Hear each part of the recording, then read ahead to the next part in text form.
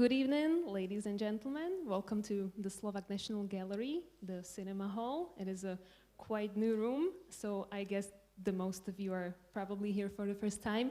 Welcome to the Lighting Talks, which is a series of hybrid meetups organized by a customer experience studio called Lighting Beetle. We are based here in Bratislava, Slovakia, which is probably important information mostly for those who are watching us online.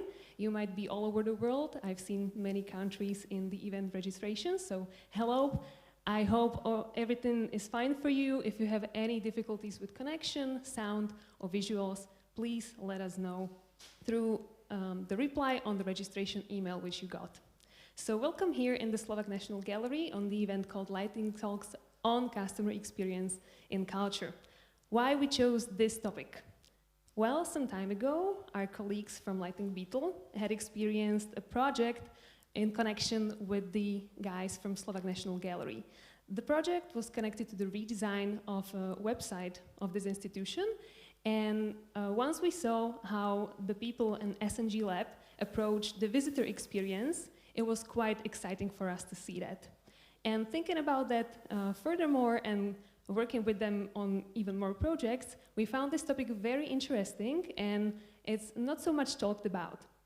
And as the Slovak National Gallery has been finally renovated and opened in past months, we decided to set our hybrid meetup here in the cinema hall of Slovak National Gallery and welcome you everybody here to speak about this topic. We will have 3 presentations tonight. First will be given by my colleagues from Lighting Beetle, second by the experts from Slovak National Gallery, and the third by a guest from Museum Booster from Vienna. I just wanted to let you know about one important thing. If you want to give the speakers any questions, we have a Q&A platform set up for everybody here in the hall, also for the people at home.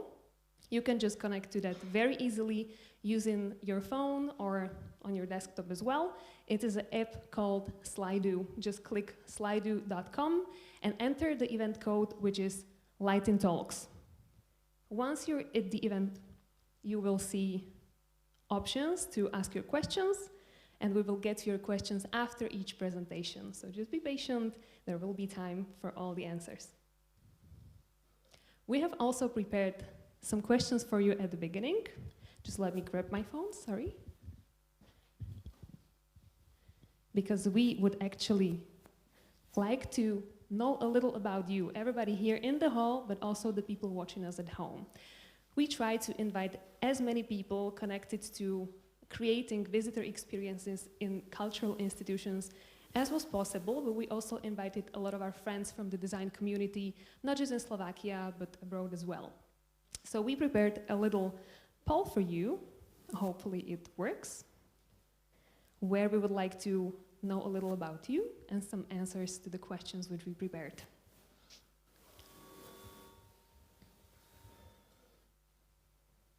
So please enter the slide.com and put the event code Lighting Talks, so you will enter the room, the platform for questions and answers, and also for the poll.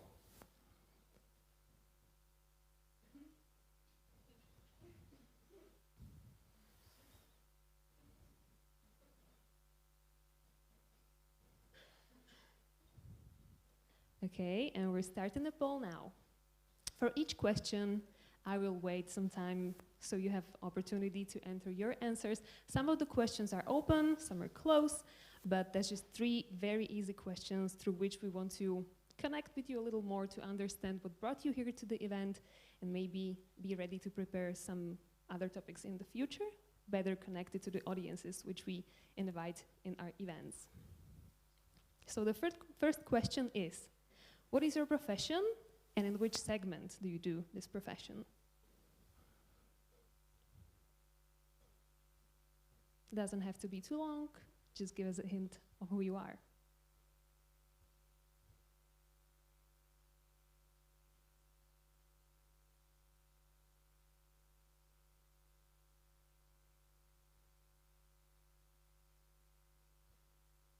I can see already 40 answers. But it's many more in here of you in the room, so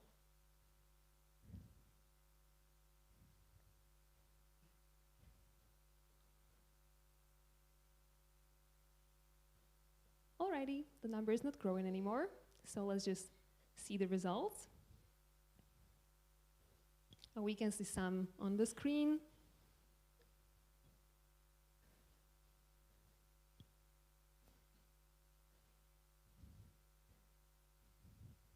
As we can see, there's many designers, but also some people from libraries, people from product design or development, so it's great to have you all here.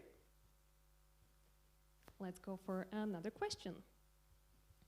In this one, you should select your answers. And the question is, what is your expectation when you visit a museum, a gallery, or some other cultural institution? And you can choose up to answers.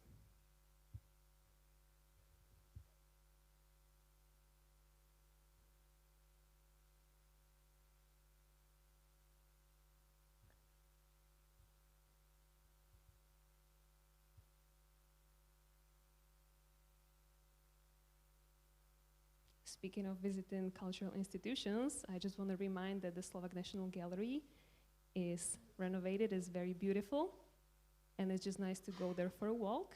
That's an invitation for anybody who has not visited it yet. You should give it a try, even come from abroad. All right, let's see the results. So most of you are curious about the ongoing exhibitions and in the building itself. But then 63% have a desire to experience something new, unexpected, which is great, and that's why we're here today, because we want to learn how to create engaging experiences. And for the last question, have you experienced something innovative or surprising inside a gallery or a museum or other cultural institution? And if yes, where was that? We want to learn from the best.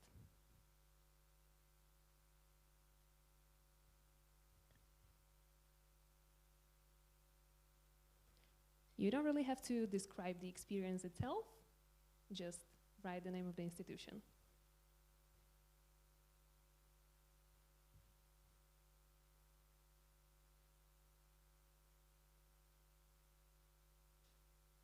Oh, there's definitely some thinking going on because I only see the answers coming up very slowly for this question.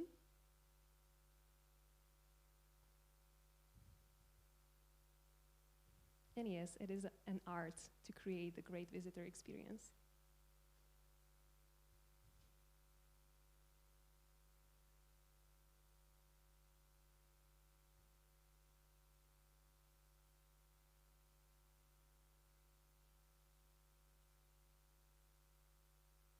All right, let's just see the results now. Maybe some well-known experiences will pop up. Copenhagen, right here in SNG, that's nice. Brno in Czech Republic, Zagreb, Brugge Museum. Yeah, many nice answers. We will go through that at the end of the event to remind it ourselves, where we can learn what cultural institutions have actually already mastered creating a nice experiences. But now we can move to our first presentation. It will be given by my colleagues. One of them is our art director, Chmela, and the other is Pavol Pružinec, creative lead. They're both from Lighting Beetle, customer experience studio based here in Bratislava, Slovakia. And they will be speaking about the actual redesign of the website for the Slovak National Gallery. The stage is yours.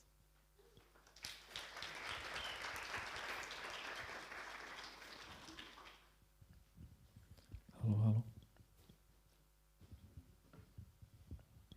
Okay, guys, so first and foremost, let me thank you for the opportunity to stay here today on this stage with such a great audience and at such a beautiful venue as this newly opened gallery is. My name is Pavol Pružinec. I'm creative lead of design studio Lighting Beetle. My colleague David is head of art direction. And today we would like to tell you something more about the project that we collaborated on. It's important to say, not that we created on our own, but we collaborated on. And it is called the Slovak National Gallery webpage, which we internally also called a journey you want to get lost on. Before I jump into the topic, let me just tell you a quick story that dates back to 2003 when I was at high school. Would you believe that it's 20 years since I was at high school? Yes, it is. It's incredible. So at that time we visited Louvre, Paris with my class, and I remember that we were given, as it goes at trips like this, we were given 2 hours of free time, so kids go wherever you want to, and after these 2 hours we were supposed to gather back at the very same place, but surprisingly after these 2 hours one of my schoolmates was missing. We couldn't find her, and I remember the time that everybody was quite shocked because we didn't speak any French and we had no cell phones. And it took us 45 minutes to find her. And when we finally did, everybody seemed terrified, except of her. She was smiling. And I remember that I was very curious, and I went to her. I asked her, like, weren't you scared? And she said, what? I asked, weren't you scared, like being lost in such a huge space? And she said to me, being lost in space like this is the best thing that ever happened to me. So this is, at first time I laughed, but then I realized, okay, this is something deep. And and during this project, believe me or not, I had many moments when I somehow recalled this her quote and something that inspired me when designing this web page. Okay, just a few words about our company.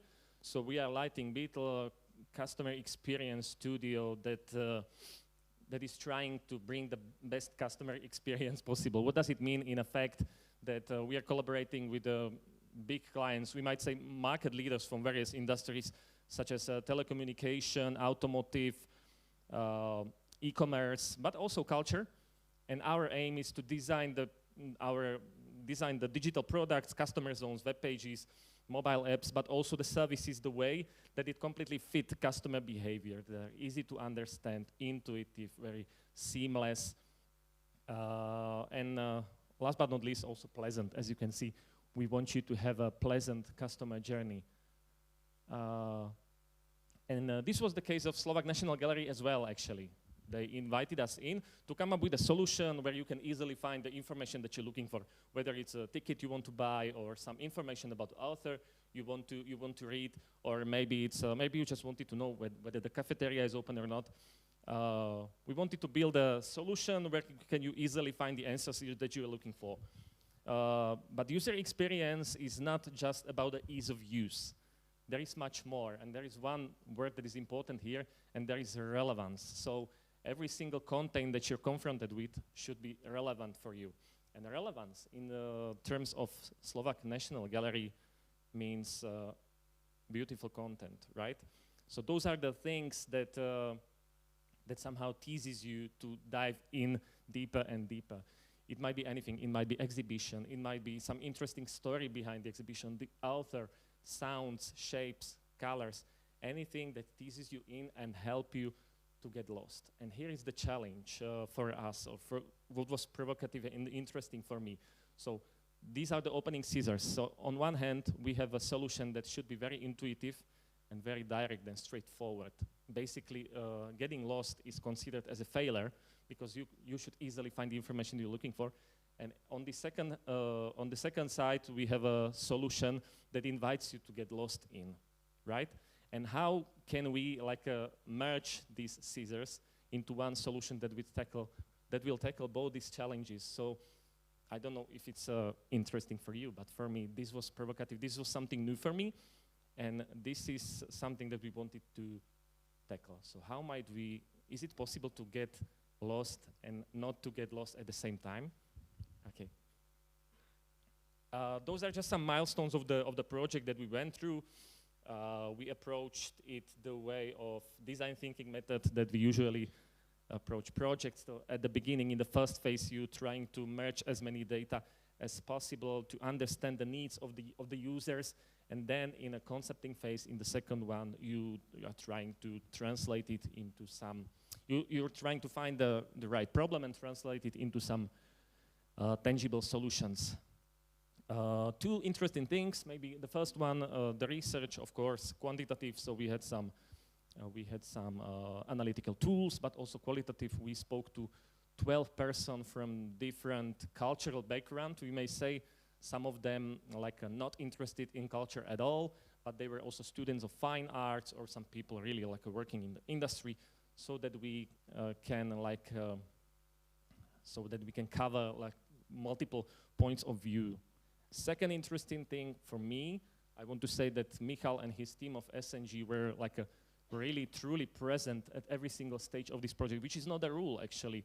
Most of the time it happens that the client stays quite distant, but this time I have to say that colleagues from Slovak National Gallery were there right from the beginning and also sketching the solutions and everything, which was like, inspiring for me.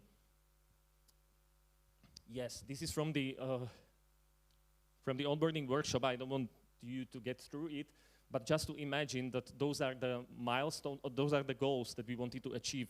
And Michal and his colleagues have formulated it pretty well right at the beginning, so we had very tangible goals that we wanted to achieve. As you can see, really many. Let me cluster it into three sections or clusters. The first one is the service one. So as I already said, the website should provide you with all the self-service information that you need to know. Many people are interested, whether is the gallery open today, is it not open? May I take the dog in? May I take the kids in? When does this exhibition start? What is the series that this exhibition is part of? And what will be the next one? When does it finish? So those are the service information that provides you kind of a safety net that you need if you want to get lost in the content. You need to have a safety net. Secondly, there was the aesthetics. Of course, there was a challenge for David. So how can we, actually, Slovak National Gallery brand is one of the most beautiful brands that we have in Slovakia. I'm quite proud of it, both in visual and copywriting. So, and the old version of the web page didn't reflect the branding. So we wanted to like bring it on the table and apply the visual principles and also copy principles in the new website. And third, last but not least, there is this content challenge, which I already spoke about. So this is the thing that you want to get lost in, right? So here you can see the ecosystem that Slovak National Gallery consists of. So as you can see, there is so many departments, so many events, so many collections, authors, everything. The problem is that usually all these small pieces, and we witness it also in other industries as well, do not cooperate together very well. They serve as a standalone information channels, the so-called silos, and they do not support each other. So our greatest challenge was how to interconnect these. Okay, 2 clicks. Interconnect these standalone pieces into one context, let's say, instead of ecosystem, we might say universe, where everything somehow supports each other and find kind of a prioritization in it. And how did we do that? Well, from the research, what we identified is those were the 3 words that were mostly repeated during the research. So 3 most important things is author, artwork, and space. And it doesn't matter which one are you interested in at the moment, because even if you want to know something more about author, there should be some artworks behind, some collection. Maybe you're interested in some collection, you'll get information about the author. And the space, as you can see, at Slovak National Gallery, it's artwork itself, and you could see it in the research as well that Dominika did, that people are interested in the space itself. So we wanted to create a kind of a whirlpool that somehow pulls you in. As soon as you go through any of these doors, you should find another door that gets you deeper and deeper, and you discover more. And suddenly you find out you're lost, but not because you were forced to, but just because you wanted to. Okay, now we're gonna see something from the wireframes, and I pass the mic to David. Thank you. Hello, my name is David, and as Dominika mentioned, I'm in the position of art director in LB for the last 2 years, and together with Bali, we work as a creative duo in LB. Here on this slide, you can see some initial sketches that were created during our first workshop together with SNG, and these were created by our UXer Blanka Votavova. So this is how we progressed from concept to delivery. Here you can see the scope of the project. So all the subpages that we created. So we created the homepage, then the remote places, what's on, exhibition detail, visit, and so on. I could finish here, but let me continue.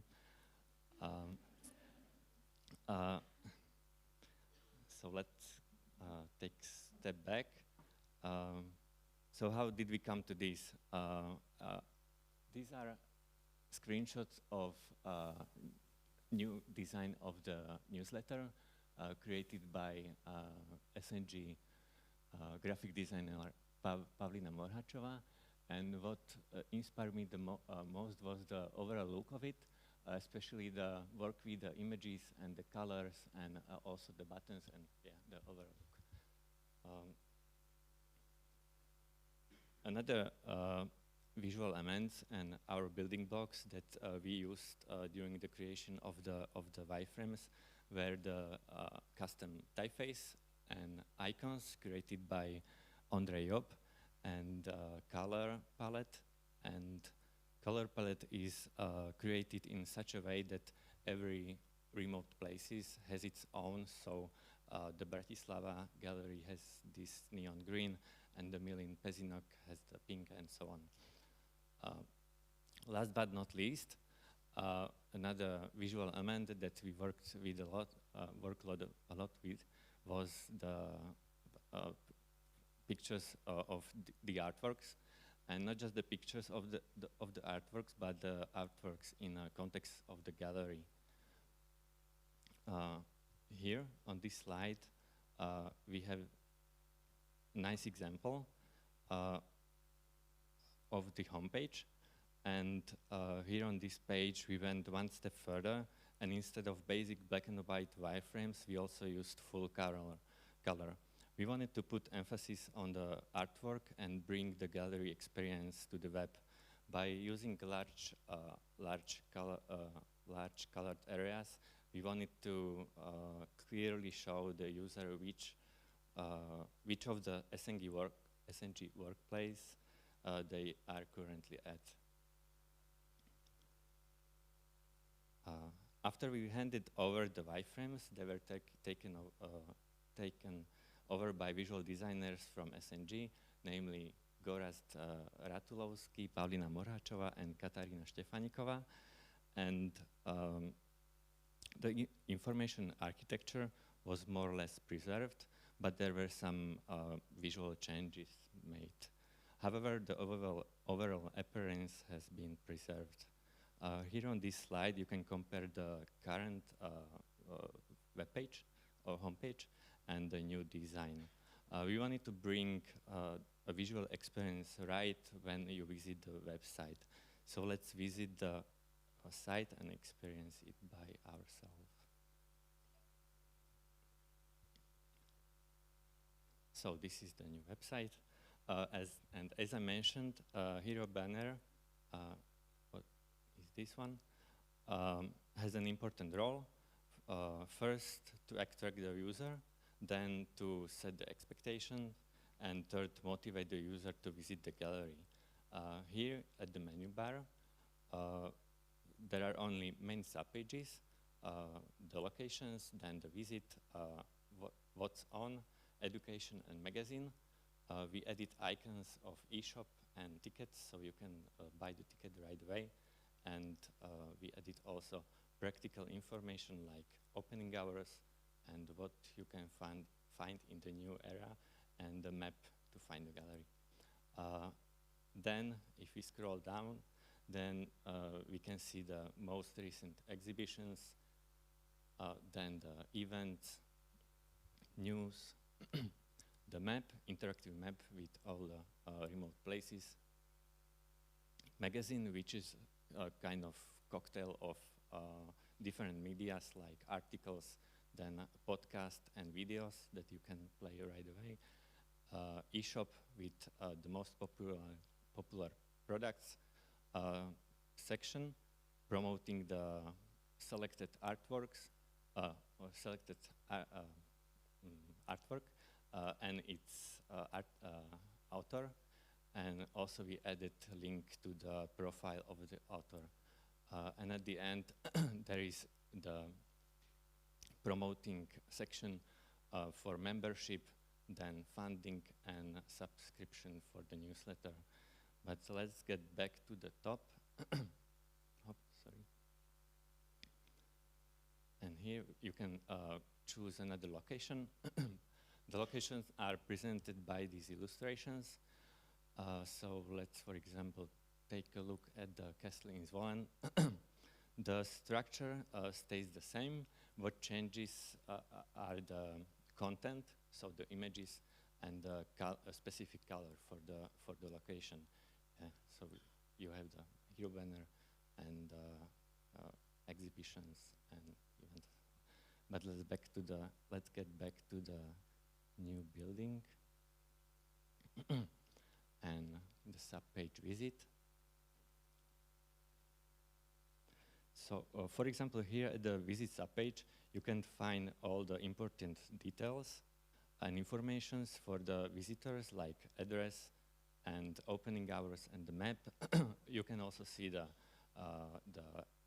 price of the ticket and the big pictures of the newly renovated interior. You can also slide the pictures and see the other pictures from exterior. Very nice feature is this interactive map that shows also the location in the building. Then we have the tickets and accessibility, or the FAQs, and also the promoting section for the bookstore or the library or the cafeteria, etc. Let's look at what's on subpage now. This is the here we can find a complete list of events such as exhibition, workshop, etc. This can be filtered by according to our needs. Other interesting feature are the color text that indicate whether the event is free, online, or so. Let's take a look at the detail of the model page exhibition. Motýla nekúpiš, this one. The first thing that catches our attention is the video teaser for the show. That doesn't play now. If the exhibition doesn't have the video, there could be also a slideshow of pictures from the show, like this. Then we have the description of the exhibition and the banner with practical information like opening hours, the exact place in a building, then the duration. You can also buy the ticket right away, another accessibility information and useful links. Then we added artists that are at the exhibition with a hyperlink to their profile at Widmann. Then we have the events and etc. Or, for example, also the pictures from the exhibition. Since this exhibition was about the recent acquisitions, we can find the component, here this one, promoting the collection subpage. So let's find out what we will see there. The collections are an important part of the website. Here you can notice that it's with a darker background. It's there to evoke exclusivity and uniqueness. You will also find interesting data here, the numbers of work available in the gallery, and other practical information in the form of useful links. These here, and then the pictures of the collection, so we can try it. This, for example, is the painting from Mikuláš Galanda, Matka. We added also a short description, and we didn't forget the link to the web umenia, so we can try that as well. that take us to the site where we can see the painting itself, where my favorite feature is this, so you can zoom in very high detail. But why would you do that if you can come to the gallery and visit or see the pictures by yourself? And that was it from me. Thanks for your attention.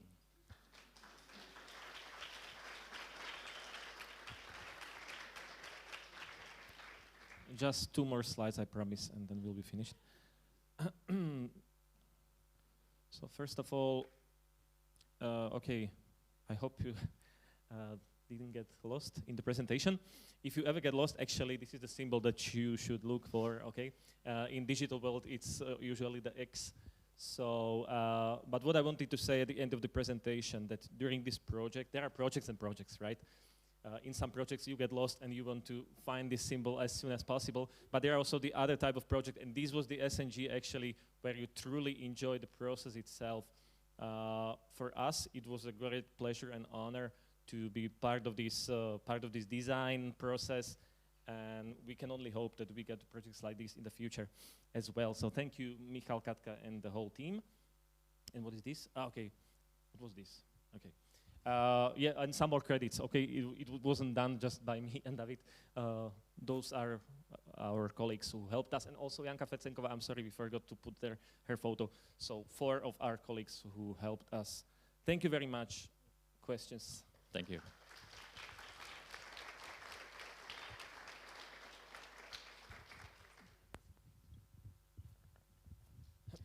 Thank you very much, guys. I'm gonna stand here so the camera can record myself and the questions, and I'm gonna top some of the questions which I went through. And there is one asking what was actually done by Lighting Beetle and what by SNG. You've mentioned it a little bit, but maybe there needs to be a more clearer line done. You can, for example, think of the timeline which you mentioned and maybe describe on that.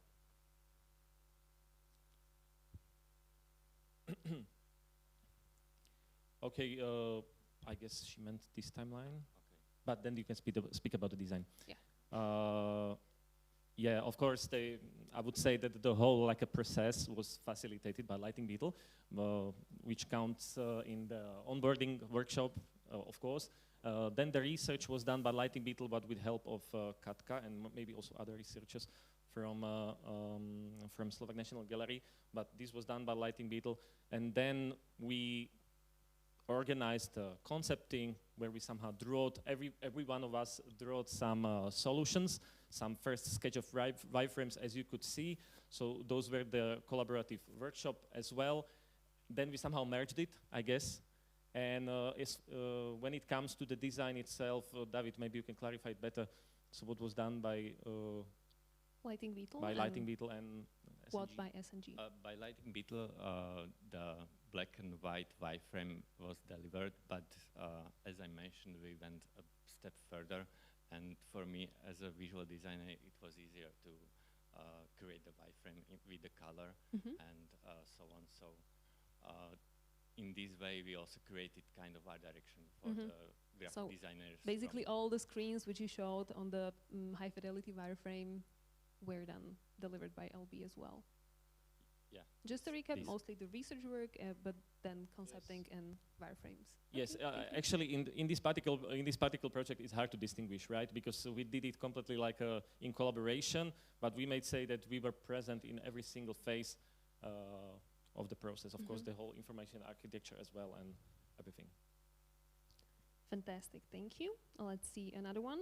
What was the key finding that LB discovered through research that inspired the design later? I guess I already mentioned. I can speak about this triangle again. That basically those were the 3 attraction points that people or we identified in the research that people are attracted with. I guess it same applies for you or for me as well. So even though it might be author that you ever heard about, maybe you learned something in the school and somehow it recalls in your mind. It might be the space itself, it's beautiful, and now people are really truly attracted since it's newly opened. and the artworks as well. So as you can see all around the streets and on the internet as well, the collections are quite well promoted. So this should work as some potential triangle that gets you in. And as I said, it doesn't matter which door you step into. And when we got back to this slide, after seeing the actual website, it totally makes sense because we were able to see all the 3 pillars in the deliverables. So. Okay, thank you. Why the neon green color? It's probably the question to the guys from SNG. Yeah, I will get back to that question. Okay. Yeah, it wasn't chosen by Lighting Beetle, just to clarify that. But we liked it. Yeah, we do. We actually do. Another top question, how many people of which professions from Lighting Beetle worked on the project? You mentioned the names, but maybe you can mention the roles. Okay, which professions? Okay, so I can be considered as a creative lead of the project, but originally I'm copywriter. Then there is David as a art director, and we had also, as it was written down, 4 UX researchers. Yes, it's true. Actually, there were 2 or 3 researchers and 1 interaction designer as well, who helped us with the first fidelity of the wireframes. Ivana as a team lead. Okay, I'm sorry, Ivana, of course, as a team lead. She's yeah, that's the one hiding usually on the most photo. important role, actually. Okay, thank you, guys. One more question. Which research methods did you use for the discovery phase and for the design phase? Actually, I was afraid of these questions since I'm not a researcher, but I'm looking to the audience if somebody can help me. Yeah. Yes, yeah, of course. We did some quantity, so basically Google Analytics, where we analyzed the data. Then we had some Hotjar service or Hotjar dotazníky. As well, service and is the word. that helped us to analyze some data from broader perspective, and then these 12 interviews that I mentioned. Yeah, this was the quality research. But maybe the question goes even deeper. I'm sorry. It does not. I'm just scrolling to the other questions. Thank you. I'm picking probably the most valuable, which you can answer from your side. I know that you probably wouldn't be able to answer some of the questions, and I can get back to them after Michal's and Katka's presentation, because they're probably the better stakeholders here. This one might work. Were there any internal or political conflicts and different opinions inside SNG when you were developing the solution? And if so, how did you handle them? Actually, this is actually a very good question, because one might expect this, but I would say that this is my 4th year in Lighting Beetle, and I don't want to be like giving you some praises or anything, but I haven't seen such open-minded clients so far. So I hope this answer clarifies how it worked. So no barriers, no problems. I was impressed. Yeah, that deserves a clap. Thank you. There's many, many more. I suggest that you guys go through the questions and answer them tomorrow. I will provide you with them, and we will move on with another presentation. Thank you, everybody, for your questions. Thank you very much. Keep up with others for our other speakers, and those will be actually the guys from the Slovak National Gallery. So let's invite Michal Čudrnák, who is head of digital collections and services in Slovak National Gallery, and his colleague Katarína Vass, who is a UX researcher. And they will provide you a little bigger window to look into how Slovak National Gallery actually designs their visitor experiences, because it's not just about the website. We are in the renovated space. It's also about the touch points which you can experience once you visit or enter the space itself. So welcome to the stage.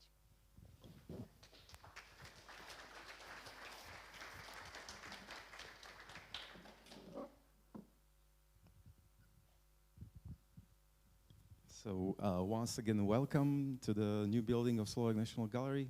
And we are happy that the first time we say something on stage is about the website and about the things we do with Katarína, whole team. And we're gonna kick off where Pali and David have finished at the layer of the website. This is the first layer which you have seen, and there are some more which you will get to know in our presentation. The second one, which we can't omit, is online collection. That's the flagship product we are developing at our lab SNG, or Digital Collections and Services Department. And we've been doing it for quite some time, actually. And as every product like this, or I think as every product like this should have, we also have a story to tell about the origins and the origins of the online collections we are developing. And we are developing the online collections not only for us, for Slovak National Gallery, but for the whole system of galleries in Slovakia. It's a product we are developing since 8 years, since 2015, and that's when the story has happened. We've been presenting it to the people from the news and for the local community, and we've been quite nervous, just as we are today. But I think it worked quite well, and as it happens nowadays, it happened also that last-minute edits and last-minute deploys were done, like you can see in the memoir of my colleague Igor.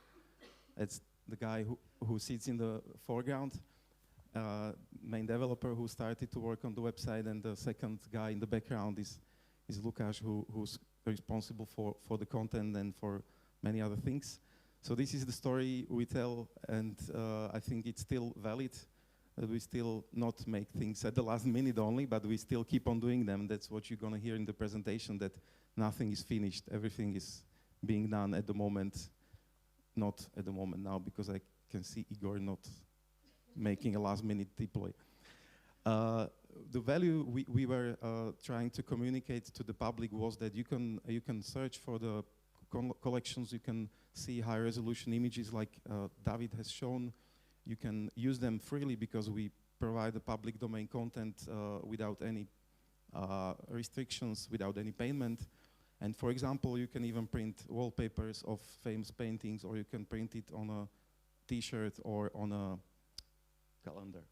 So this value worked out, or it's been received positively by the public or by companies who could take the images and use them like this. This is also a graphic print from one Slovak artist, and on the right side you can see the application, the t-shirt.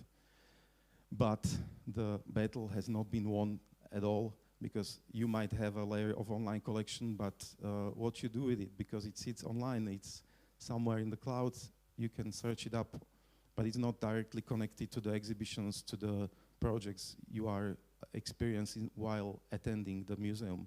So we posed this question: how might we use online collections to provide experiences on-site in temporary exhibitions? Why temporary?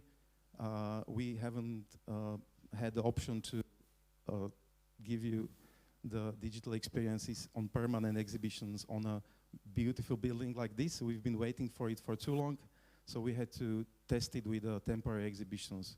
So what Igor and other people from our team did was this iPad app where you can flip through the sketchbooks. You can see on the table before you, or you can type in your mood and the current weather and retrieve paintings fitting the weather and the mood. And back again. This is something we knew we had to do, but we knew that we are lacking something like a proper insight from research. We had only anecdotal research, like someone told us that something is good, or we met someone that told us something is good or not, but we haven't got a researcher. So few years later.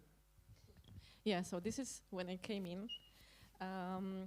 2 years ago, actually, in March 2021.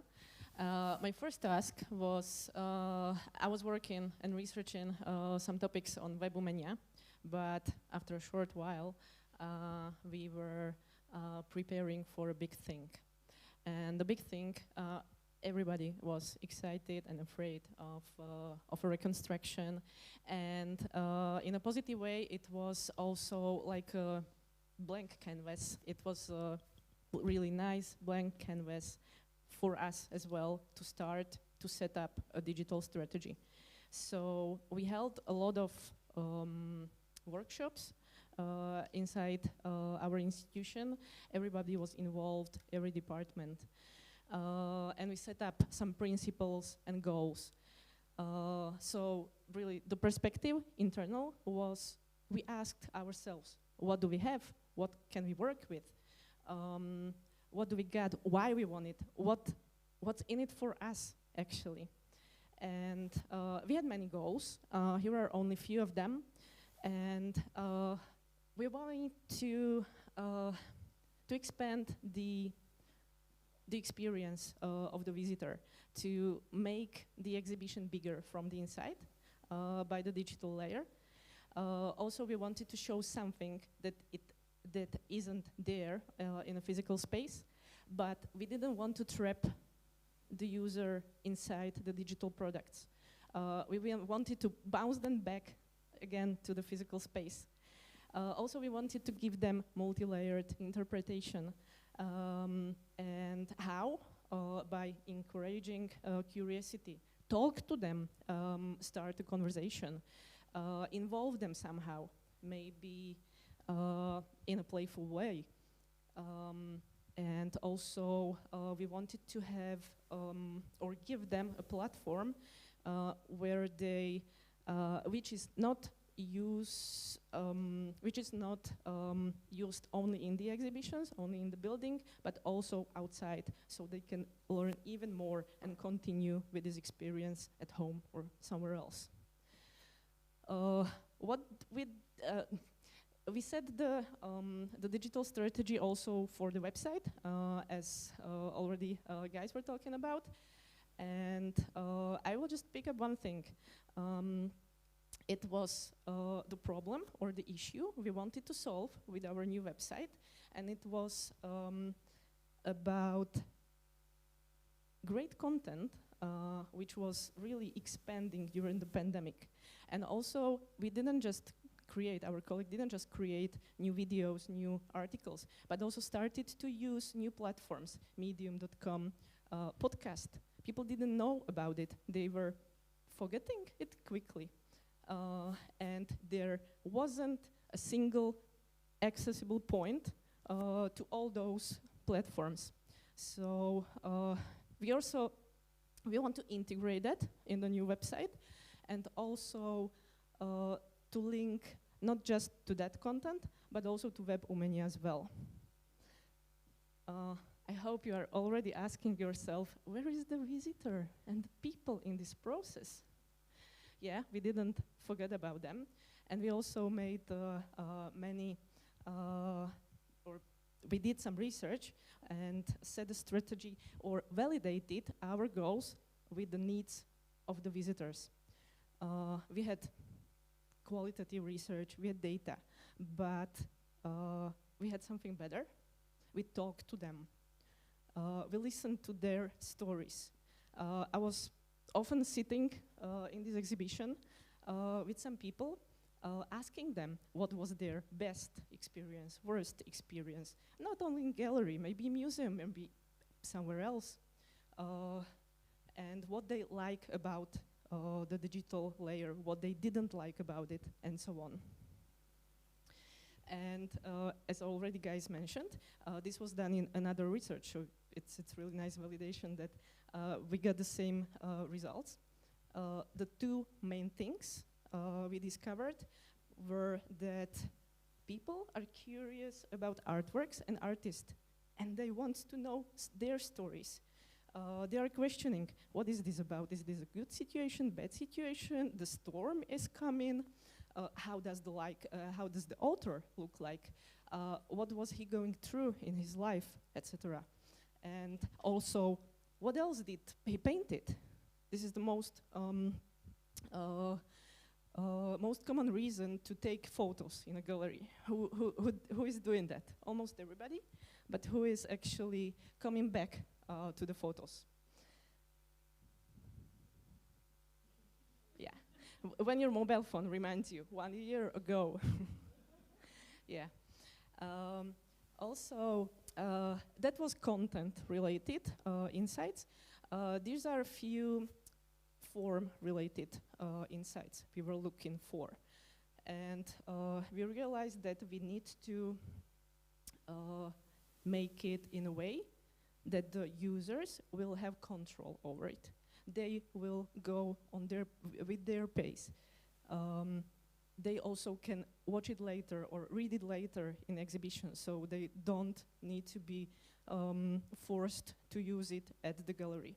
Also, there was an idea about personalization, to have a choice to pick one journey and go with it.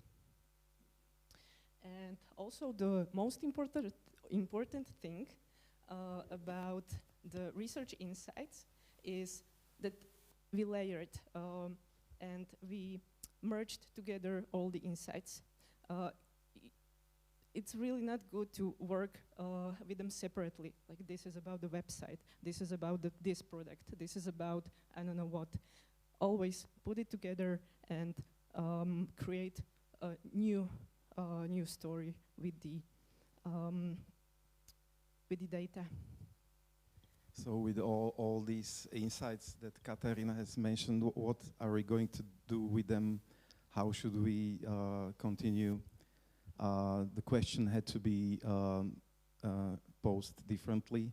If you remember the last one, this slide might help you to update it. So how might we use online collection and stories, that's a new thing, to create on-site digital experiences, not for temporary exhibitions, but for the new SNG, for the permanent or almost permanent ones. Yeah,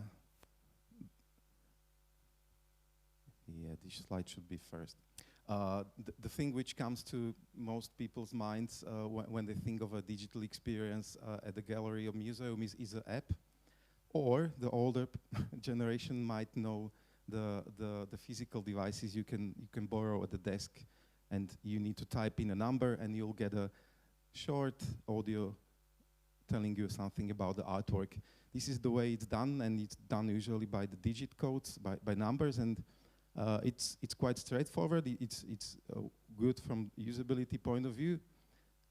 Okay, you might have funny examples like this from museums where it had to be fixed by hand-drawn numbers, and the stickers are not really keeping the shape.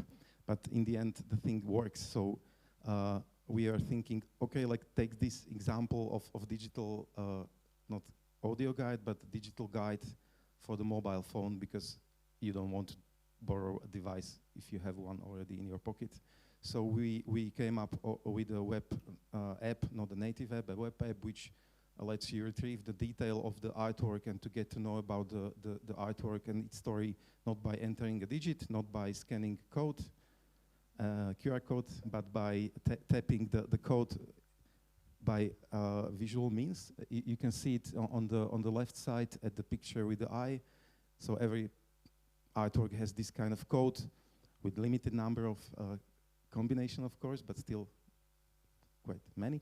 And by typing this code, you can see below the artworks all around the building. You can get the information which you can see on the mobile phone app on the right side. We've been developing this still on the temporary exhibitions, because still at the moment we haven't had any permanent exhibitions where we can have the whole scope of problems, like how to embed the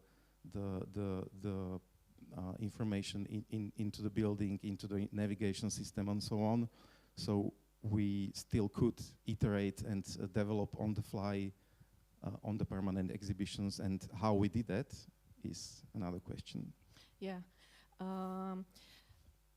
At the beginning, we did have a vision. We did have some goals, and we wanted to provide some specific values to the users, but we had to validate it. And the best about testing, not just the usability, little issues, but also about the concept itself, about the whole experience, is that there are many more. There are really, really many more values. We didn't even think about it. So there are people who liked it because it's like a micro-guided personal tour, only for me. I will pick what I want to read about. If I like that artwork, I can read more. Also, they used it as a tool to guide someone else, their friend or family. Also, when Michal was talking about the codes and not QR codes, many times I heard and I saw, we all did, that people liked it because it's not that invasive. Like you don't need to go so close to the QR code. Wait until your phone gets the QR code. And you are not disturbing anybody else with your phone. It's discreet. And also one specific thing I saw, it was about the mom with a child. The age was like this. And the boy was really, really a live kid. And the mom, she, like her every day is, she's opening up many articles or videos on her mobile phone, but she doesn't have much time to read it during the day. So she waits until evening to be quiet on the sofa and read everything what she wants. And here, two things. First, I can save this for later. I can just look at the pictures, but read about them later. And also, the kid was doing this, and she was, like it was very easy for her to not to scan the QR code, but to tap and tap the code inside the app. There were also some features which people didn't get as we wanted to them. So one of them was saving for later. Only few % of people were doing that. So we asked why, what's the problem? Should we change the button or what else? Also, this feature wasn't maybe communicated well. Not maybe, we realized that this wasn't communicated well, sharing collection link, why? This app, another value was it was accessible. You didn't have to download anything. You didn't have to register. But there is a downfall as well to that. So if you want to, after maybe 1 year, go back to your collection, it's rather better to share it to your email or someone else. Also, we broaden our view, our bubble, because we're not working only in a bubble of the digital product on the interface. We take care about the whole visitor journey, and yeah, it was easy for them to tap the code inside when they saw that. But did they know what is it for? They didn't. The flyers, they were flyers around the exhibition. They didn't work. So we tried the video projections. Yeah, they were better, but still nothing. So in another exhibition, we realized that maybe we should put a URL address below every sticker, every code, under every painting. Yeah, that worked better. So with all this knowledge that we've acquired while testing the app on these two temporary exhibitions, we had to take it to another level, which is the building you are at the moment, or rather the exhibition prologue and two other ones. And we had to update not only the content, of course, because it's a different exhibition, it's a different set of artworks, but also the whole branding, because as you could see, the former name of the app code wasn't maybe communicating the value that well, because it's a code to do something. What is the thing? So never mind. So we came up, or colleague Lukáš, whom I mentioned at the beginning, came up with the title Atlas, by the name, thank you, by which you can access the app now at this URL you can see on the top. That's a new name which tries to signify that the app lets you discover the whole landscape, the whole map of the artworks you can encounter while coming to the exhibition, and create your own atlas of the artworks, of the stories we are providing you. And the development of this app in this new iteration, in this new context, also involved a little bit of redesign, not only usability, but the visual identity. And the functionality has changed a little, or there was another layer we added on top of the artworks, which is stories in the shape of videos, which you can look at while going through these trails or the journey. Katka has mentioned that people were asking for a personal experience of going through the exhibition with a certain journey. In the app we call it trail, and you can decide at the beginning of this other part of the app, which is not the codes and not the artworks, which is kind of conversational character app where you decide about the direction you take. So I'm entering the URL, and the app asks me, okay, do you want to take this exhibition and this trail? And once you take it, there are questions. Do you want to go to that room? And do you want to get to know about the artwork restoration? Do you want to get to know about the concept of the exhibition? And at this level, you also get a videos, short 30 seconds up till 1 minute videos where you can have a look at the background of the exhibition process, because we've been only able to shoot those videos before the gallery was open, like 1 week before the opening in December. So we used this opportunity and tested whether these kind of stories in the app on site while visiting the gallery works. A short break to let you know that all this has been made possible thanks to Iceland, Liechtenstein, Norway, and Norway grants, which are really grateful for having the funding, because as many of you know, of those ones who are working in culture, the funding for digital is not really something that is pouring from the clouds. And we've been really lucky to have only dedicated budget to this development and share it with a partner from Norway. So thank you. And what's next? This is how it looks like when we conduct the research. The best part is to observe the people in their natural habitat. Exhibition. No, this was staged.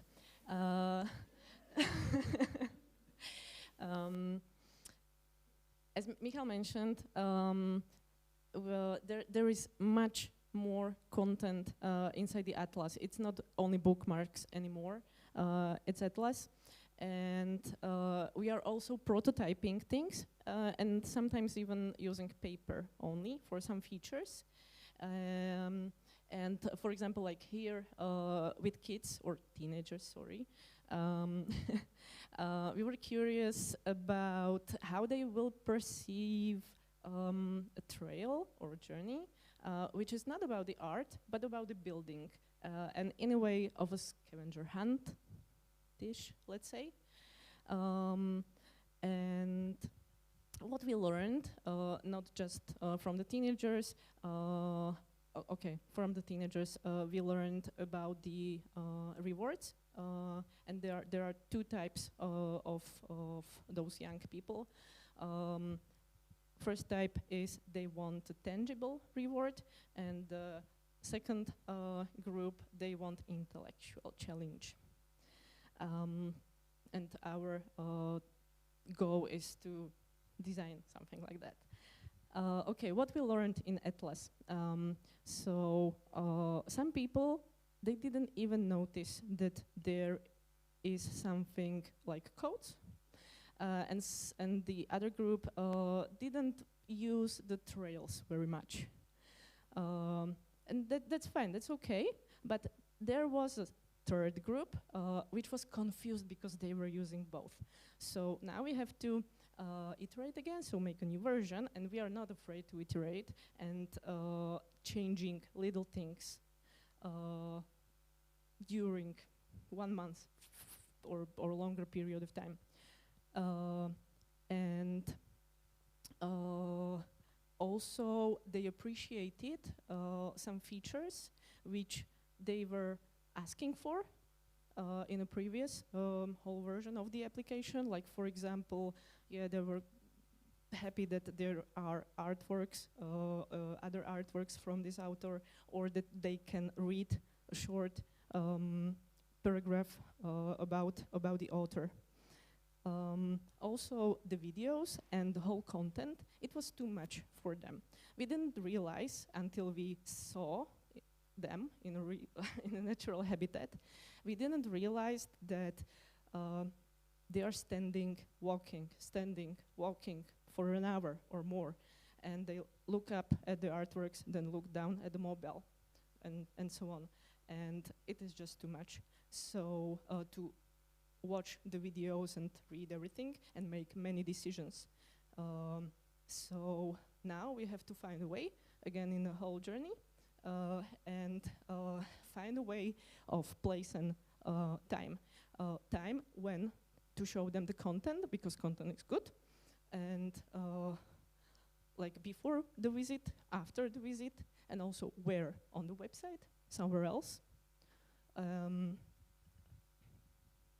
Yeah, and also, sorry, and also what we learned is some issues that are not connected to the application itself.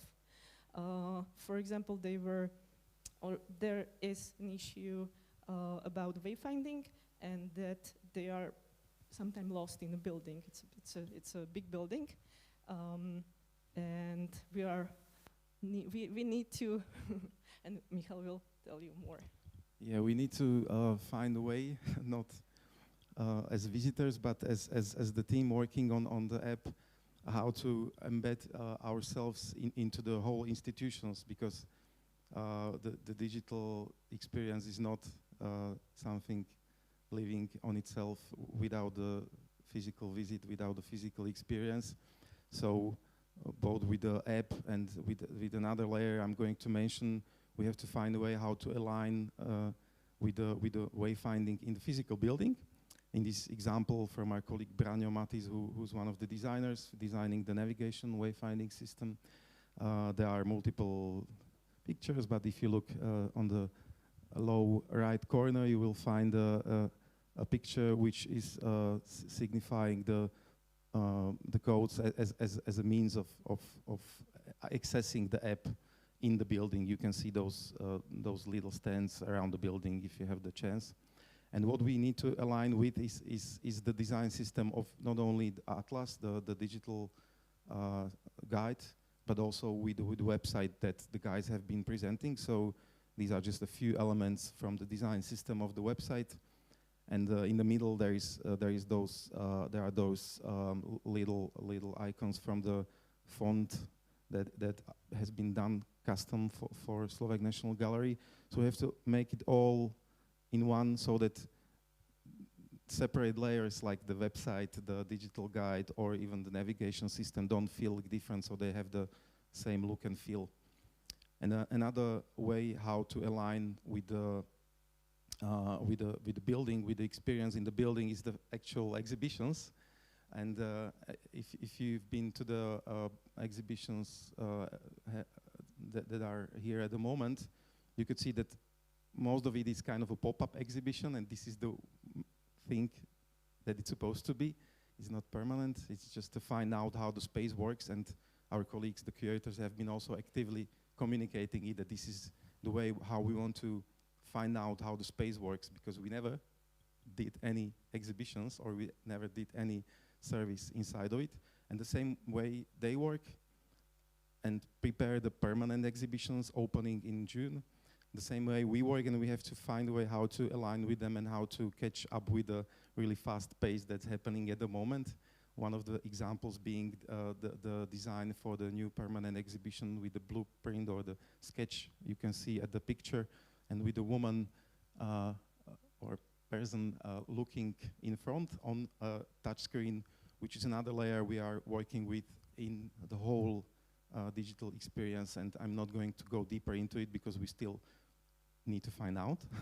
We know, or we think we should go some way, but we'll find out. But what we know is that we have to align with the production of the exhibition, with the content, with the tone of voice, and really make it just a one experience.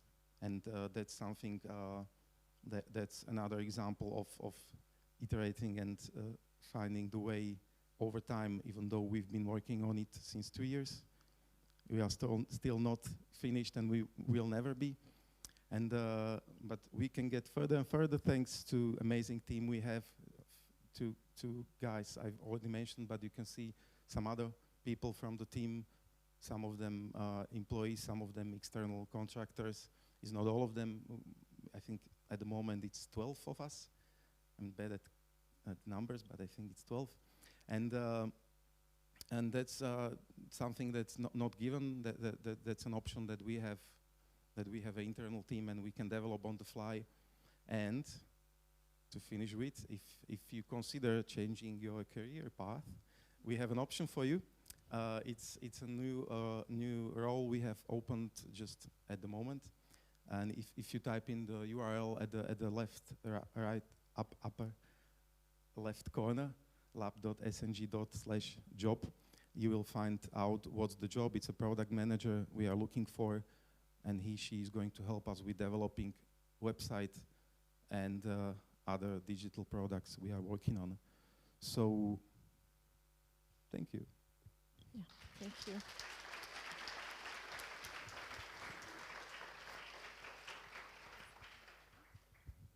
Thank you, Michal and Katarína. It was a very nice and well done presentation, but we have many more questions for you, and I would like to start with one which is not on the slide, but let me just mention that Lighting Beetle also publishes a podcast. It is currently available only in Slovak language, but there was an episode where Michal was a guest, and you actually described very nicely the setup of the product team that you currently have.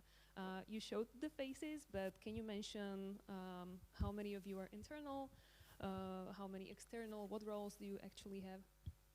Yeah, so numbers. Again, we have 3 in-house developers, 1 external. We have 2 designers, both of them contractors. We have 2 content editors, 1 UX researcher, people taking care of the back-end stuff like the collection management system, and I'm scared I'm going to forget someone. You don't have to mention names. Great, not names, but the roles. So it's all those roles, and most of them, 3/3 are internal employees. Mm-hmm. But you actually have like a multidisciplinary team. Yep. By your side. Great, because the question which got the most likes is actually this one. What are your tips for institutions that want to get more involved into the design process? And I bet that the team is a part of it. Why me?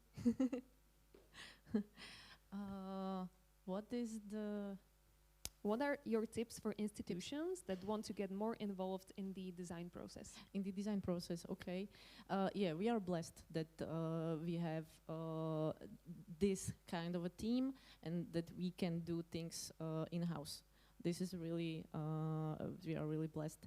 So if you can do it in your institution like this, start in a small little chunks, maybe, yeah, observe things, try to identify the problems in a first phase, and then don't be afraid to come up with some new ideas. And what else? It's not a design process, so maybe it's not an answer to the question, but my like greatest or most important recommendation is to say that one person is a product owner of the thing which you are designing. It doesn't have to be a designer, he doesn't have to be a developer, he doesn't have to be a tester, but he should own the thing and be able to lead the institutions through the process with the external companies, with the designers, with developers, with the content editors, because once you have this person, she's able to grow with the experience, and that's the most important thing. And that probably gets you rid of the political arguments that might pop up in some organizations. Because that was a question that guys had, that if there were some political issues, and they didn't experience any throughout the project, which is great. Yeah, I only have a comment on this. Is not yet happening because the website is not yet launched. So we'll see once it launches. But also with the Atlas, with the digital digital guide, is not without any frictions in between the institutions. I'm not going to get it deeper into it. It's not important. But always you have different kind of expectations and different kind of thoughts about the content and the way the content is presented. So the political is definitely part of it. And one more thing, don't go for a perfect product. It doesn't exist. Again, if you can try in a small, minimal way of something and iterate, make a new version, and yeah, don't go for a big thing from the beginning. Thank you. Again, if you speak Slovak and you haven't heard of our podcast, it's called Minimum Viable Podcast. You can find it on your favorite streaming platform and give it a listen. It was very well put by Michal in one of those episodes. But let's head for another question. So why the neon green? Yeah, this isn't a question we can really answer, but it's a corporate identity. It's a color that has its problems when used in excess with not a good contrast, for example. But in a positive way, you can really tell that this is it. It's not a blunt blue corporate color. It's really seen. Yeah, yeah. I would say this is the excitement that people actually have when we speak about Slovak National Gallery these days, once it's already open. All right, another question by Michal. You mentioned asking people about their experiences. How much did they mention performing arts, like concerts, theater, films? Were there answers regarding those? That's a different discipline, but the answer is I don't know. That's fine, thank you.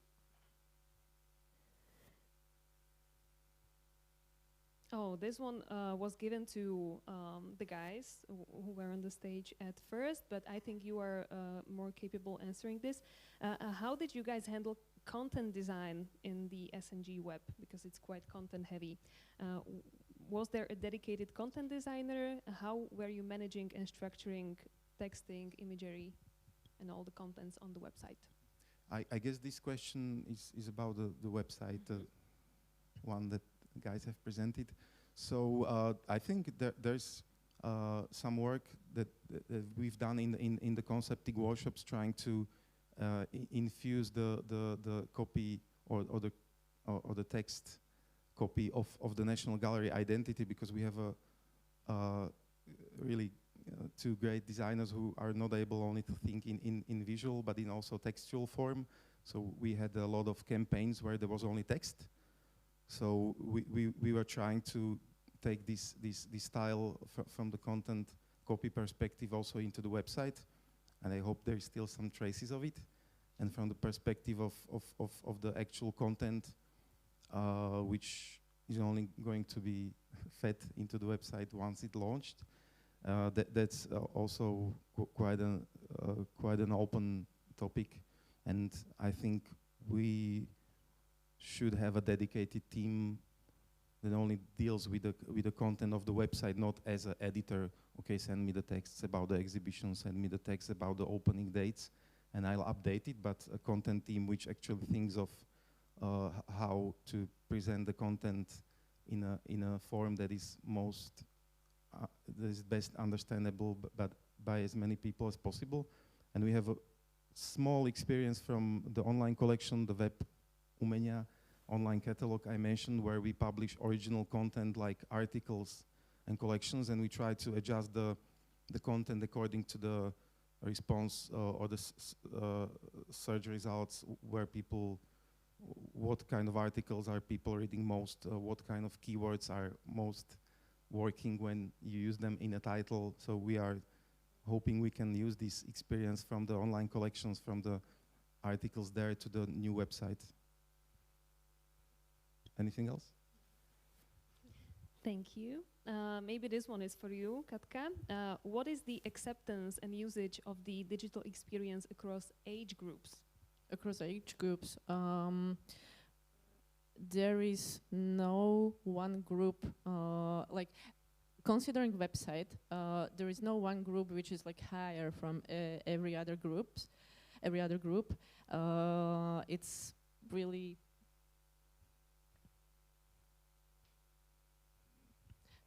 from the 18 to 25, there's same amount of visitors when we compare it with the seniors, 60 and more. So really very similar. But when we compare it with Atlas, right now it's more younger visitors are using Atlas. But in website, it's really like flat.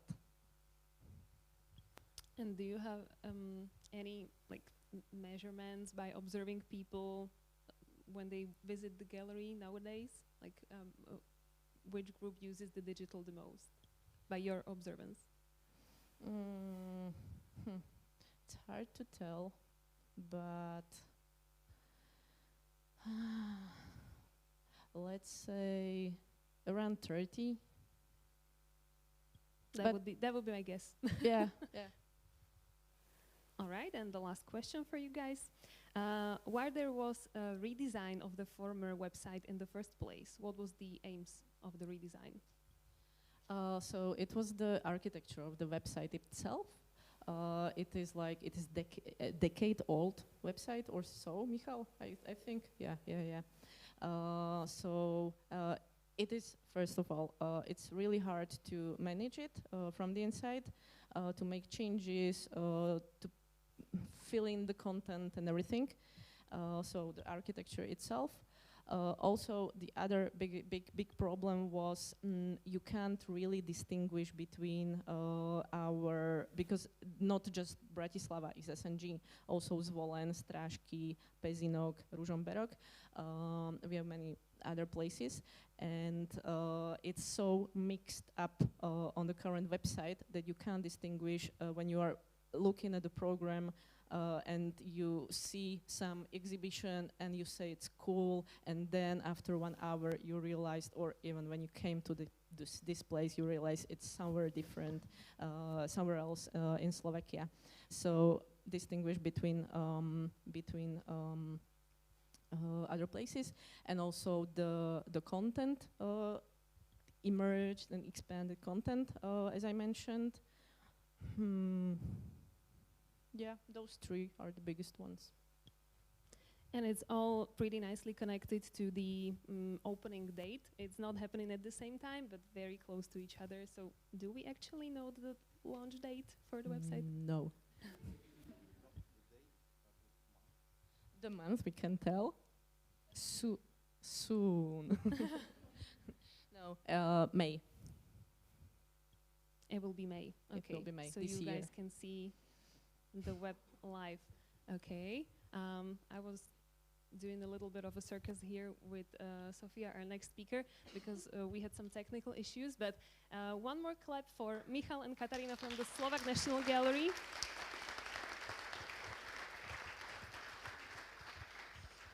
And I'm so sorry for this technical difficulties.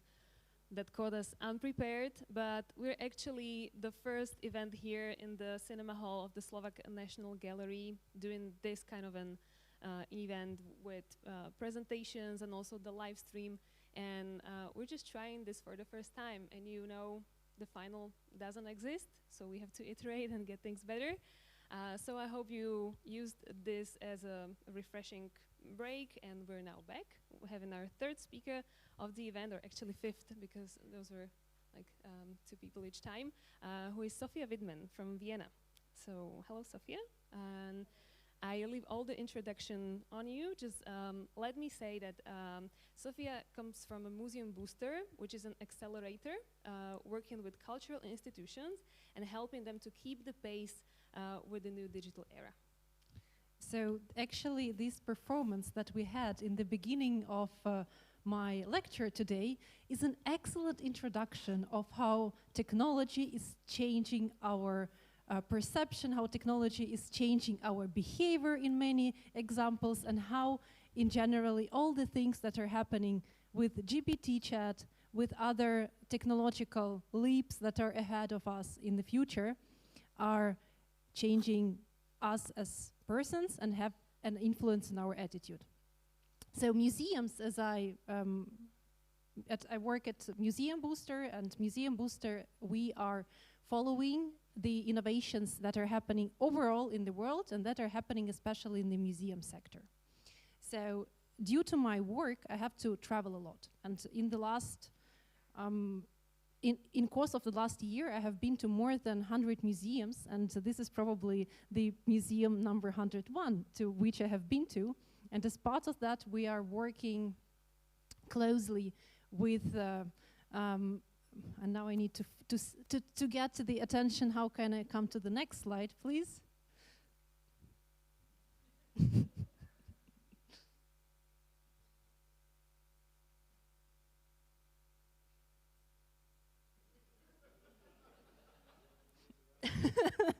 We can improvise and move to a smaller screen.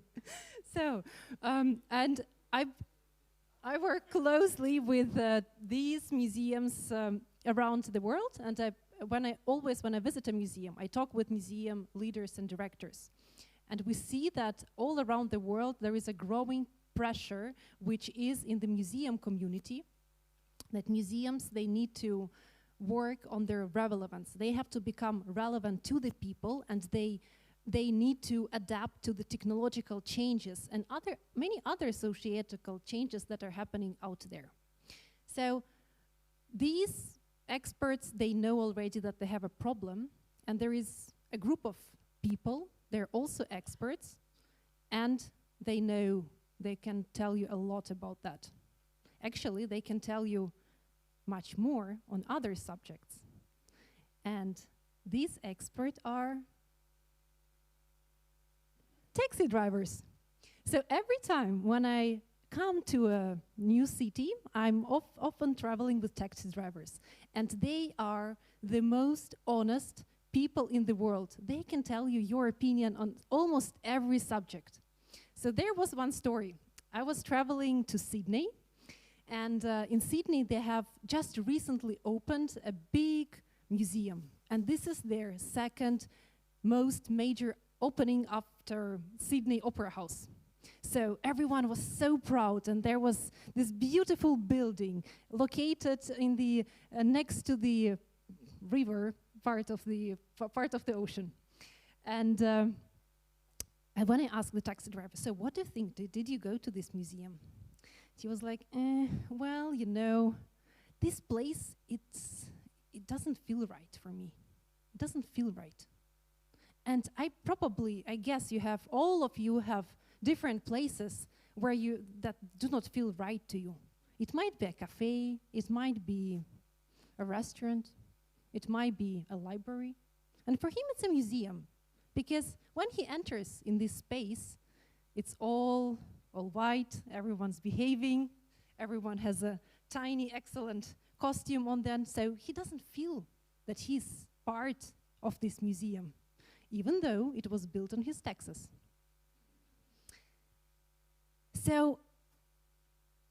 we are all, and museum leaders are all under the pressure. How can you build an institution that really matters to you, in which you can really connect to it in multiple senses, not only to the exhibition gallery, but also where you have a connection with a shop, with a restaurant, maybe with a pop-up store, or any other facilities there in the building.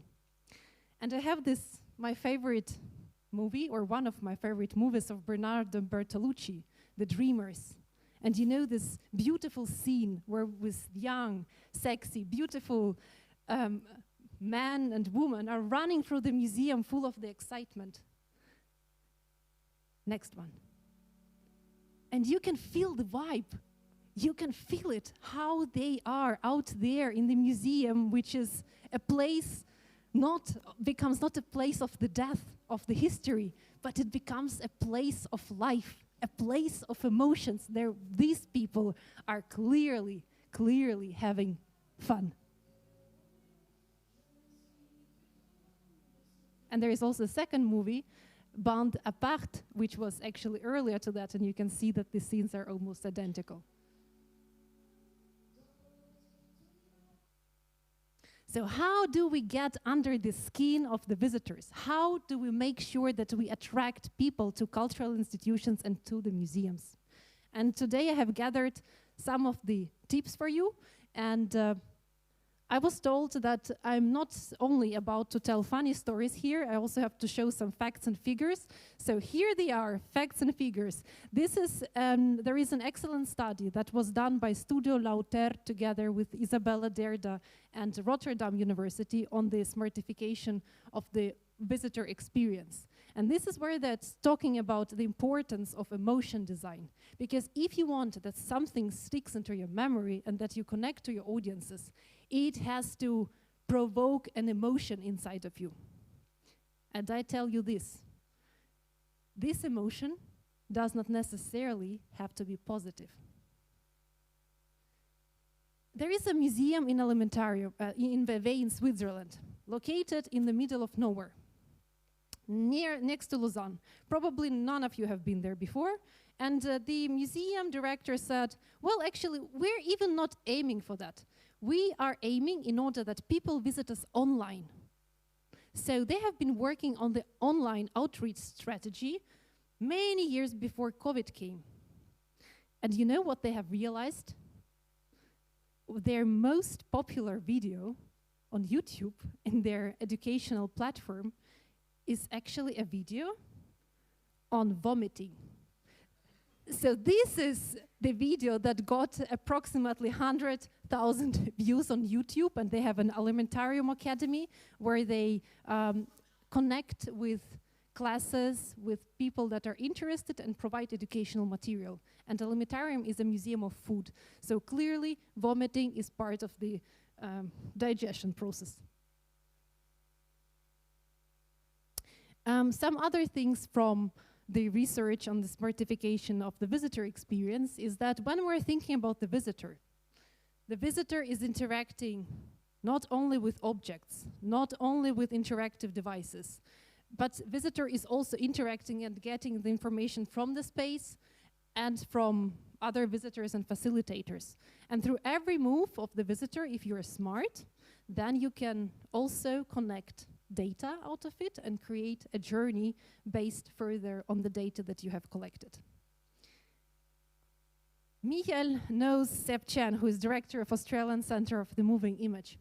And I have been there just 3 weeks ago in Melbourne, visiting this institution where the museum or the Center for the Moving Image is a place of everything that you have already in your pocket. So actually, they had a big pressure on them to reinvent of what kind of things they can show in the museum, because you can watch all the movies and play the games out there in the internet world. So they decided to break it and make a very interesting approach. First of all, when you enter the museum, you can see there are plenty of opportunities to sit around, to talk, to have a nice chat. They have a beautiful 2 cafes actually, where you can talk to your friends. And they have designed, when you enter the exhibition space, a lens. A lens, it's this object, where when you get into the exhibition space, you get this small round thing, and with this small round thing, you're able to go through the exhibition spaces and gather the videos or the games or other information that you're interested in. So you can save it, and later, so you see that in where the onboarding is, it's where you get this thing, then you go through the exhibition, you collect the data, you collect the stories, you get inspired through the content. They even, of course, embedded an emotional moment out of it. Seb Chen is one of the, from our perspective, one of the greatest specialists there are out there in the museum world, and he is a creative technologist, a director who's a creative technologist. So on this space, you can basically project the movie on your hand, and it is a symbol of how everything is dissolving, and it's a possibility for you to connect with the video which is projected on your hand.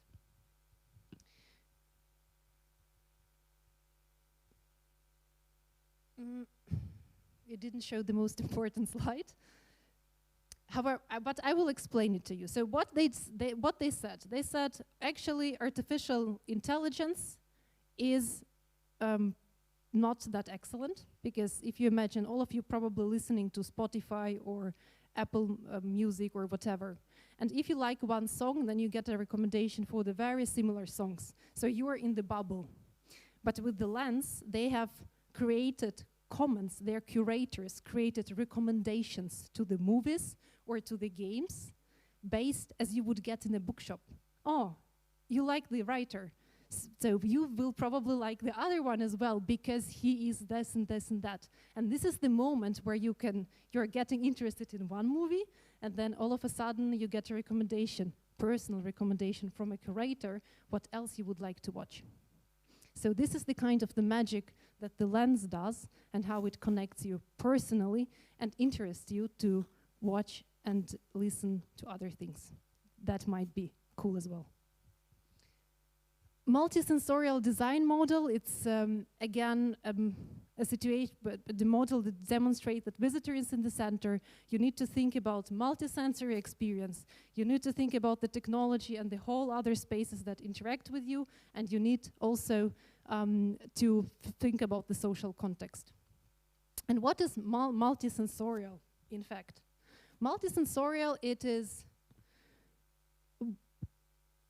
when you trigger multiple emotion of the people. And according to scientists, if you trigger more senses at the same time, you tend to learn faster and you tend to remember things better.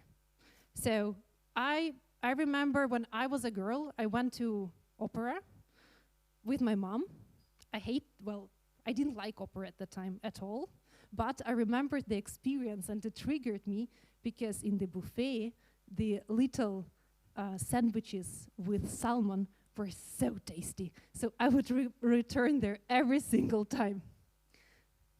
But they do that also in a different ways in the exhibitions, and if one of your senses is deprived, for example, you cannot see anything, then your other senses are getting more stimulated. And this is something that they did in museum in Bogota, Museum of Gold. I've been there 6 years ago, and you can imagine it as a museum full of gold. Golden coins, golden statues, lots of displays with gold and gold and gold.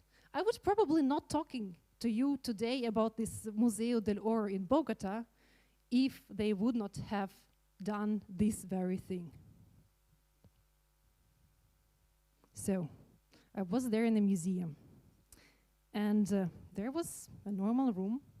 I went inside, and the door closed behind me. And there were our people around, and they were as scared as I am, thinking that maybe I'm in a terrorist attack or whatever.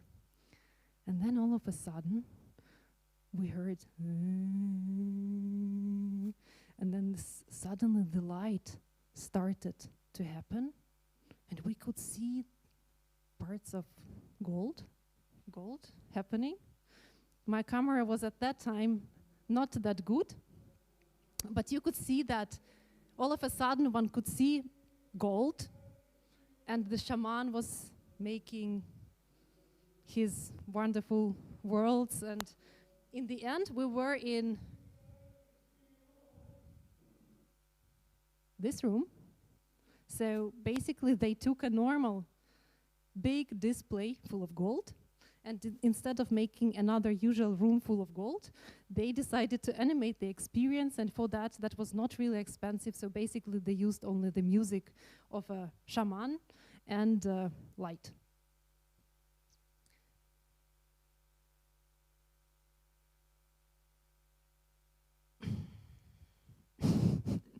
Well, I tell you something. There was another version of this presentation, but this one is still amazing. So bear with me, please. Another museum in Belgium opened in December, and that was a long-awaited opening. It was closed for 11 years, and it's called KMSKA, the Royal Museum of Fine Arts in Antwerp. And you can think about as a classical museum of history of art. Very beautiful. But they said that they want to reach new audiences, and for that they also thought about the people about this age. So they created an animation, well, a game around so that one could look for specific objects in the exhibition, play with them.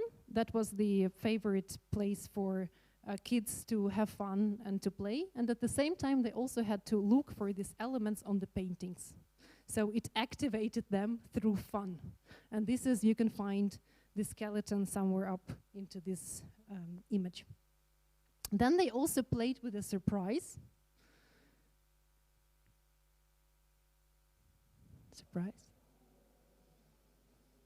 All of a sudden, this hand started to move, and this was also part of the collection of the museum, or part of the painting. That, of course, made a major impact on social media. We were at the museum together with our Future Museum gang. It's one of the research projects that we do. When we take a group of museum directors, we go with them and look on specific cases, and we work with research partners that helped us to answer the questions that all of the museum directors have. Have you been to this museum? Good thing, because this museum doesn't exist. The project actually never happened, and all of the museum directors all of a sudden said, well, actually, we do not want to have another Guggenheim in Helsinki, because otherwise everyone would go to Guggenheim. They will not take a look on our institutions, and that will be the same Guggenheim effect which happened in Bilbao. So instead of that, they built one of my most favorite places, which is not a museum, but it is a library. And it's called Uudi Library. And before building that, they approached all of the citizens of Helsinki, asking them, what do you really want to have in this library?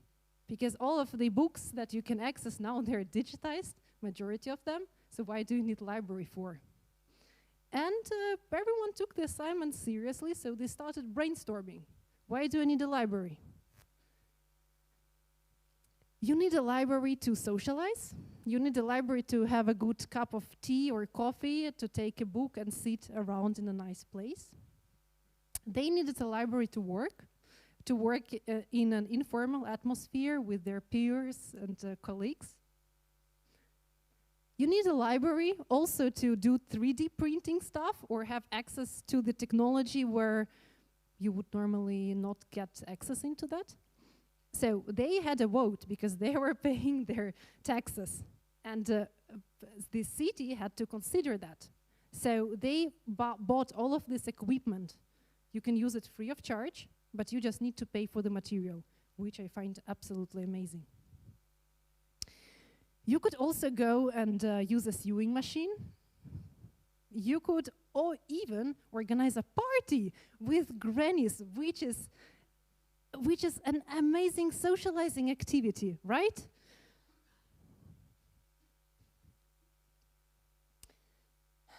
Now we come to a very special museum. Even Michal, he told me, well, you need to tell something about the context before you tell everyone about this museum. It is a museum of museum of old and new art, and it was built by a guy. This guy's name is David Walsh, and he made his fortune by playing poker. And he played poker like a master. He still is an excellent mathematician. So basically, he went into every casino, took the cash out, and at a certain point, he was banned out of the casinos. But he's very interested in art. Very interested in art. So he decided to build a museum of his own, where he would completely rethink what the museum purpose is for. And as he tends to say about his institution, it is a SeaWorld or is a Disneyland with cocktails and a few works of quite good but not amazing Australian modernism.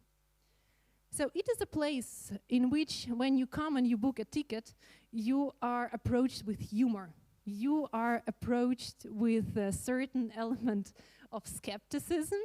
So you make some, if you're under 12, has a beard and a hangover, then the proof of age is required.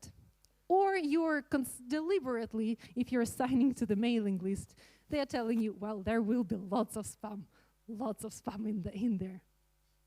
So this honest approach brought to a huge success. When you ask, when I was traveling through Tasmania and asking people, what do they think about David Walsh? Is he a nice guy? And they were like, yeah, he's great. He's giving back to the community. He tries to involve the younger audiences. And of course, Tasmanians are super proud of them because he increased the amount of tourists dramatically. So that was, by the way, the entrance to the museum. It is through the tennis court. Then you go down. This guy loves tunnels for I don't know which purpose. When you get into the museum, you get into the void. You can have a drink, you can hang out, you can watch art at the same time. And there is lots of sitting opportunities. This is something that I often criticize in museums, not in your case, is that museums, they love these very flat, uncomfortable benches. And when you sit there, the next moment you actually want to leave as soon as possible. But in the case in here, there's a cozy chairs and lots of possibilities. They have also an app, which is also, of course, very special, where you can navigate around, have a look on specific objects. The objects on site, they do not have any labels. They literally have nothing, so they're using a tracking system to understand where you are. And if you're interested, you can either love or hate an artwork, and you could also get an art bank if you're interested into more specific curatorial information about the actual piece. So everything is designed as David's living room. He also invited a musician who would sit in one of the places and would compose music. And here is a beautiful story attached to that.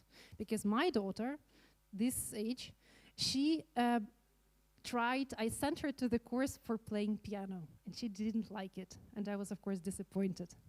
But when she went into this museum and she had a chance to talk with the musician and a componist who would explain her things, and then she saw that he's actually famous because there in the shop there is also some things sold by him.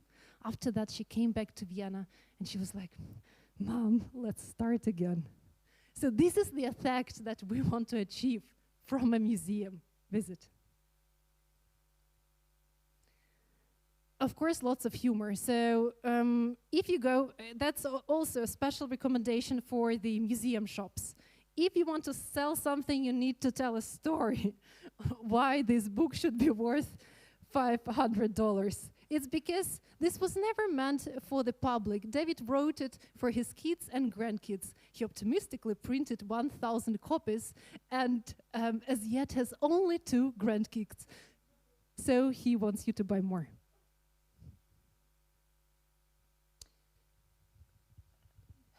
And we finish with my recently, the place you should visit. It's not so far as Tasmania.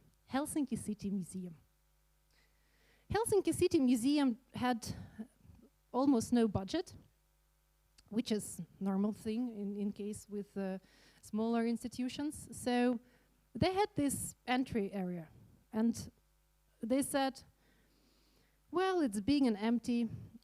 Why shouldn't we put some chairs inside and some tables? And we would invite everyone, like literally everyone, to come and sit inside. A taxi driver, to come and sit inside and maybe talk to his colleagues. And so this place turned out to be really popular. I was there during the closed times, that's why it's empty. But normally it is super packed with locals, with those who live in the city, to use the entrance as their living room. And then there was this.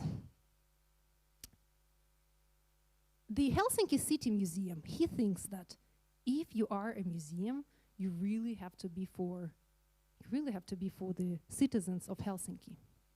So they received an email when ex-prostitute and at the same time the researcher of the prostitute life in Helsinki approached them and said, well, you know what? I did excellent research.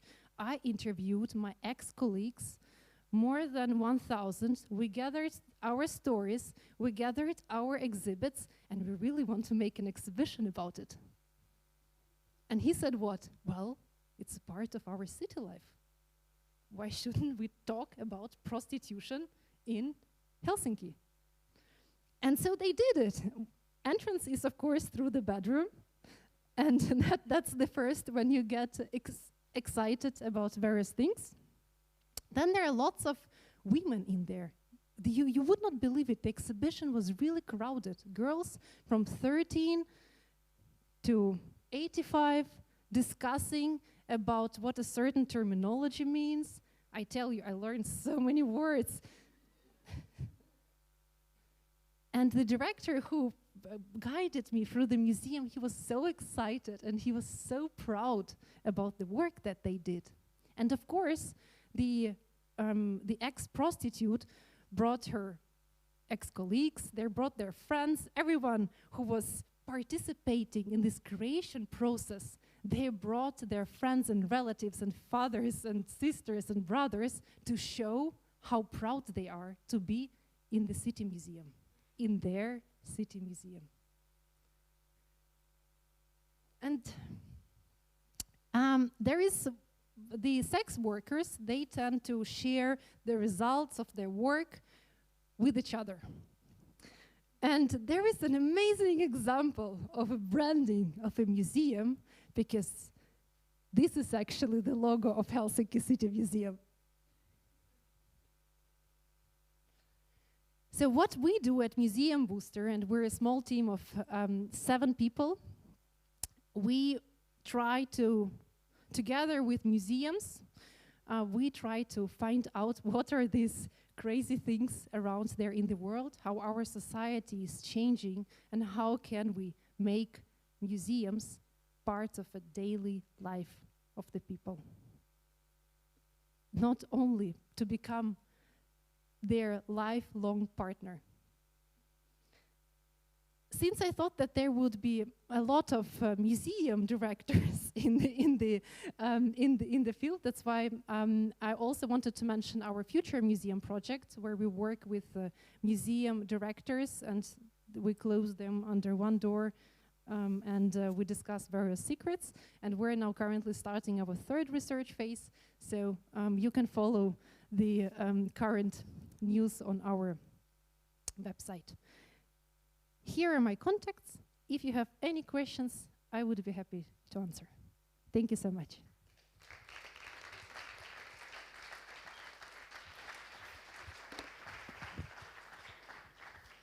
Thank you so much, Sofia. We have a few more questions for you, so let me just invite you over there to those 2 seats. And guys, don't forget, we have the Slido poll running up. I saw just a couple questions there, so please add more if you have any from the presentation. Move this so the camera can catch us. So, there was one question, which is probably also connected to one of the slides, where you mentioned the kids having to look for clues which they saw in their playing area in the fine arts. So how important is gamification in culture institutions, and how to do it right?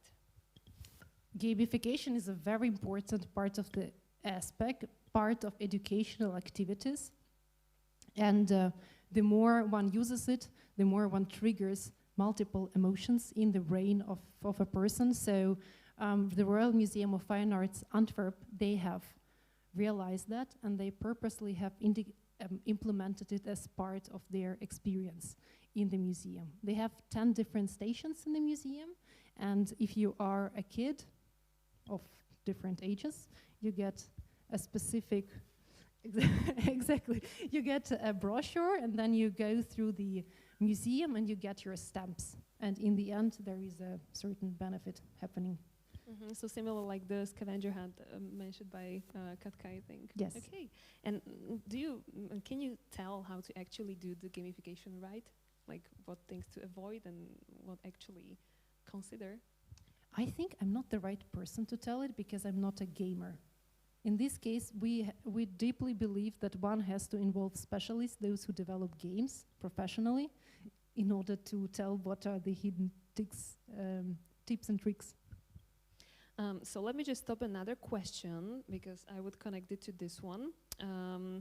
From this answer, I can imagine that you as museum booster, if you come up to a point where you would recommend someone include more of the gamification, it wouldn't be you guys doing that, but recommending someone else, all right? So here's the question.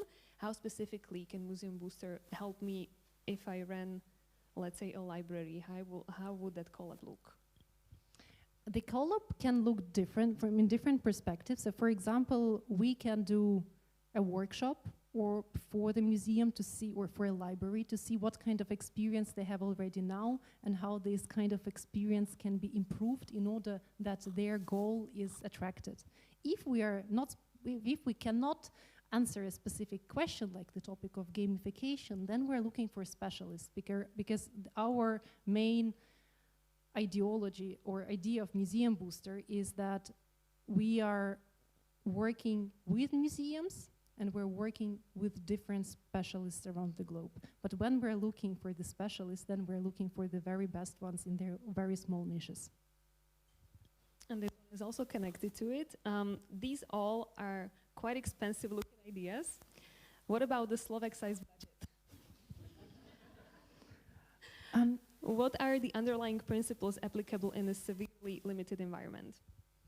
Here, I believe, and that's why I purposefully brought in the case of the Helsinki City Museum. They do not have a big budget. They basically everything what they bought chairs and tables, and they have invited people to really be part of what they are doing. In case there are also many other examples of one of my favorite museums is a museum in Baden, next to Vienna, Beethoven Museum. And it is where, from a very small museum, they developed a whole new experience of how one can understand the Ninth Symphony of Beethoven. That was not an expensive project. It was just from the perspective of thinking what kind of emotions you would like to achieve and how can you really connect to the people and what do they really need. I guess that's the question that every museum should start with. Perfect answer. I'm gonna top this one because I'm so curious. Personally, what was your most extraordinary experience in a gallery or a museum? Where and why was that? Some of them I shared with you today. Okay. Which one was that?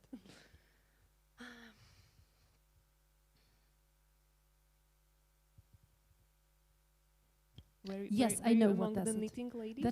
That was again in the Helsinki City Museum, and I wanted to tell you about that, but I didn't. So now you can. So there was a reconstructed living room from 1960s in the museum. A living room of a grandmother, an apartment of a grandmother. So you would see there, and you know the ex-Soviet realities, the typical shelves, typical sofa, typical TV shows, typical books, and many other things. Even you could, and in this room you could look under every single carpet, you can open everything and you can touch it. And when we were inside, I started telling my own story. And I was like, well, you know, because I'm coming originally from Kiev, you know, my granny, she had absolutely the same cup. And I used to watch exactly that movie. And you know what? Our kitchen was absolutely the same size. So all of a sudden, I started sharing my own stories with the people. And for me, with museum director of Helsinki City Museum, and he started answering how he lived with his, or experienced living in that times. So sometimes it's even fine just to provide some opportunity to share connections, to like get closer to each other, and that's the thing that actually brings the emotions out. Okay, one more question, and I would end with this one. Can you already imagine how can AI influence the visitor experience? Already influencing in many ways. This is one of the things that we see with GPT chat. I mentioned it in the very beginning, but this is something that I started to use as well. And a lot of people will start using in writing texts, getting additional perspective, explain some of the things. These are my theories, because this will one of the subject in which we will dive in the next 2 years with our research.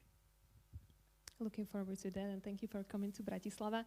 So sorry for the difficulties, but you made it, and it was great. I was really hooked and engaged in your presentation. Hope to see you here in Bratislava soon. And guys, don't leave us, because we are continuing with the networking part. That's the benefit for those who are with us here personally in the Slovak National Gallery. For those of you who are watching and stay with us through the difficulties on the online stream, thank you for joining us. We will upload the video, so it's up there, staying on our YouTube channel. If you want to get back to it, it will be there from tomorrow. Don't forget you can subscribe to our newsletter or follow us on our social media so you won't miss on the future events which we're planning and organizing, not just here in Bratislava, but we are also planning to go to Czech Republic. I know we have many people watching us from there, so looking forward to seeing you all in person. And thank you for coming here for the lighting talks on customer experience in culture. Have a nice evening.